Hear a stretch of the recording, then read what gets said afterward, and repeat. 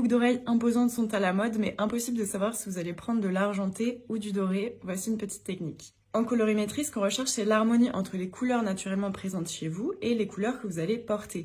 Donc, si vous avez une apparence plutôt éclatante, très contrastée, très saturée, ce sera ce genre de couleurs qui vous mettront le plus en avant. Et au contraire, si vous avez une apparence plus douce, ce sera ce genre de couleurs qui vous mettront en avant aussi. C'est pareil pour les bijoux. Si vous avez des couleurs plutôt froides dans vos caractéristiques, dans ce cas-là, ce sera les bijoux argentés qui vous mettront plutôt en avant, alors que si vous avez des couleurs plutôt chaudes, ce sera du doré. Donc pour le test, on va placer le bijou ici entre la couleur naturelle des cheveux et la couleur naturelle des sourcils. Et on va voir, est-ce que tout est fluide, tout est plutôt naturel et en harmonie avec la peau notamment aussi, ou est-ce que, bon pardon, j'avais pas de bijoux à argenter, mais est-ce que au contraire, ici on voit que le bijou, on voit que le métal, et en fait je passe un peu en arrière-plan.